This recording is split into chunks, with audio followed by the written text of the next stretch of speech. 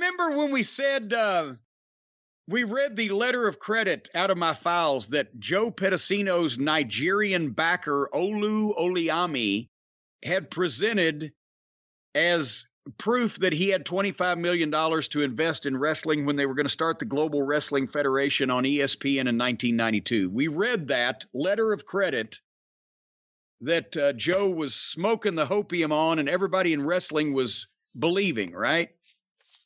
And the letter of credit, hold on, I got it right over here. The letter of credit was drawn on the First Fidelity Revenue Trust Limited at 1300 Jefferson Boulevard in Warwick, Rhode Island, according to their letterhead. Now, we also mentioned that this was it's actually 1990.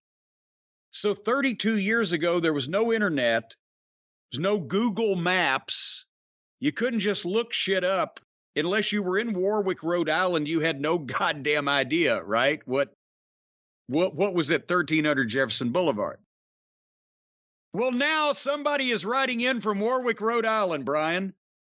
Aloha, Jim, and Brain. That's either a misspelling or Freudian. I've been listening to the show for a little over a year now and was shocked to hear my hometown mentioned last week. I was born in and have been a resident of Warwick, Rhode Island for over 30 years. I can confirm that the building at 1300 Jefferson Boulevard is not currently and never has been a bank. As Brian suggested by looking at pictures of the area, it is an industrial area and was even more so previously. Obviously, this was part of the lie along with the fake letter of credit. Love the show. DJ in Warwick, Rhode Island. Well, you don't know who to trust anymore.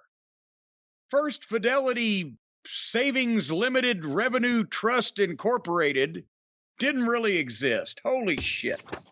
Who would have ever thought? You know, we've been working for a while on putting together, and we're going to probably have some questions to fill in the gaps on the show in the next few weeks. But Jace and I have been putting together a omnibus of 1991 of the various places you went to while no one realized you were setting up Smoky Mountain Wrestling. And it is interesting when you think about how many of these hopeful promoters, I guess you could say, there were at that time, because you didn't do anything with Herb Abrams, luckily, but no, you were doing stuff with Joel Goodhart. You're talking here about the Pedicino thing, and it just makes you feel bad that Joe Pedicino got took like this. And let me stop you. I got to be honest. Didn't do anything with Herb Abrams because I saw his product and also heard about him, thought he was fucking moron. With Joel Goodhart, I wasn't that enamored of Joel as a person, but it was a chance to go to Philadelphia every month or two and go to Ribbit with Dennis Corluzzo and Frank Chili. So that's why we did those shots. And Joe Pedicino, I'd worked with him in WCW, and I'd enjoyed his Superstars of Wrestling block in Atlanta before I'd ever even met him. And I had no visions that, you know, I was going to get a contract with Global Wrestling Federation or that I was ever even going to be doing that full time, but I was helping him, you know, get his TV off the ground.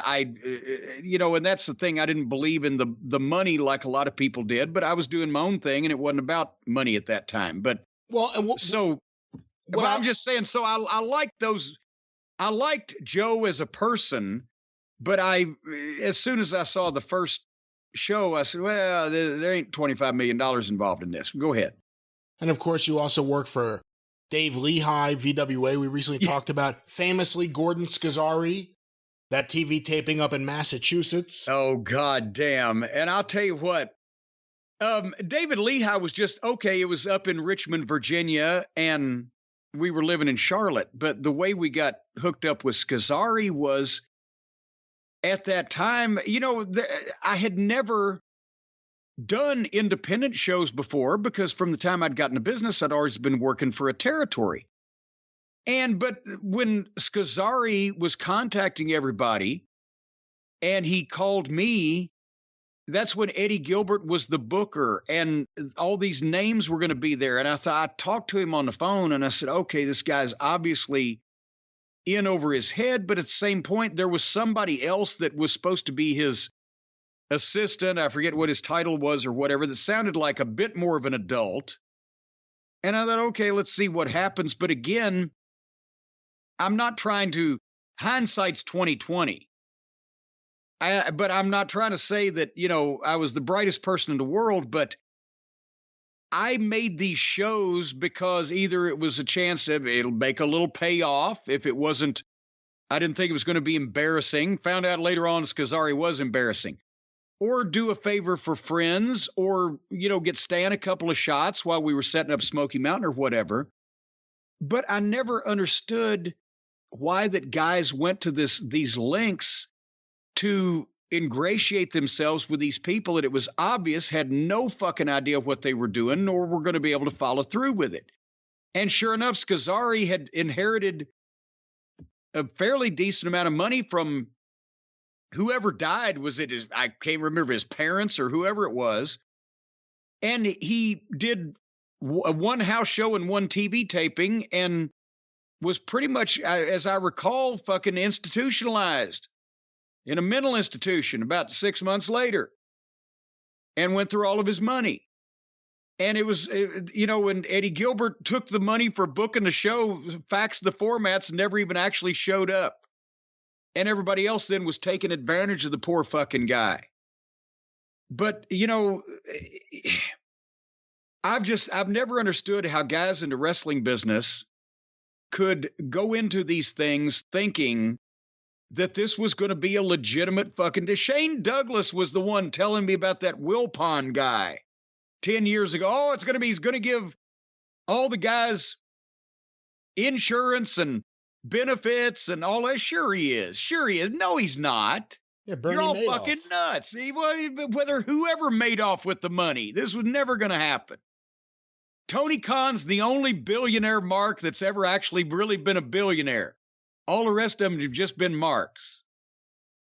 But the boys would believe it, and they would go whole hog head first into it and then crash with the ship. I made a few of those shots because it was something to do, and shots for Stan and keeping busy while we were setting up Smoky Mountain Wrestling. But I never believed that any of those things were going to materialize as the initial story, first came out. Did you ever fear that if you didn't keep Stan busy, you may lose him for Smoky Mountain? Well, no, because he didn't really want to do what the fuck that I was booking him for. He was... I'm not trying to insinuate that Stan was living hand to mouth and needed money. I wanted to get him a few payoffs and keep him busy and just whatever the fuck. But busy was like a couple weekends a month at that point. He didn't do anything. He didn't book anything on his own, and he didn't give a fuck whether I, got us anything or not really at that point. He was happy to be taking a break off the road. Did anyone ask you to book? Whatever they had. I mean, some people actually did have small TV, but did anyone ever ask you to book in that year off? I can't remember. I mean, there was no serious TV going on except Memphis at that point. It was WCW, WWF, and nobody else had television really still, did they? Maybe it was Portland still around in 91. Well, VWA had some public access stuff going on. Well, I'm talking about serious television, actually, that you would actually have, being a booker would be a job rather than just something you did one night after dinner. Exactly. But for instance, Skazari, Eddie Gilbert doesn't show up. Skazari doesn't say anything to you. You were coming off that run with the NWA. Well, no, because everybody else had already gone up and said, don't worry, we'll handle it first. See, because they wanted to be bookers. They wanted to run the show. Remember, that was when Mike Lano was there with Sabu and the Sheik. Lano's running around in a fucking turban with a sword, going to ringside with the Sheik. Nothing made any sense. Skazari booked Stan to work in his heavyweight title tournament and me to do color commentary. And when we got to the building, first thing he told me was, I said, where are the announce position? He said, we're going to do it in post. I said, what? He got a TV crew, but he forgot to get enough audio people that they could actually have audio in the building for the announcers. There was no place for the announcers to announce. And I said, you're going to do it in post? Where's post going to be? So, it'll be up here, but don't worry, I'll bring you back up. So he was $1,500 in 1991. What is that today? Probably $3,000 or $4,000. Is $1,500 for me to come up and do the color commentary on his show and manage Stan in the title tournament. And then automatically, as soon as I get there, I find out I'm not doing any commentary. He didn't want any money back. He's going to pay me again and bring me up again. Of course, that never happened. I think a year or two later, somehow somebody got the tapes and circulated the tapes. I don't think they ever did have commentary on them. And then the tournament, some way or another, Stan got to the second round, I think it was, without ever winning a first round match. And then I think it was Paul Orndorff we put over in the second round, who then went back out and won another match to get to the tournament. Didn't even make any sense. And all the guys were making shit up in the back as they went along, because there was, like I said, when Eddie, that was the big thing, is they did a house show the night before the TV taping, which was, as I remember, in Lowell, Massachusetts. Was it not? I think. That sounds right. Anyway, Eddie didn't show up at the house show. But he had sent the formats, and Skazari had sent him his check. Because I get all right, fuck it. And then we didn't make the house show, even though we were booked on that, because the idiots didn't send the plane tickets in time.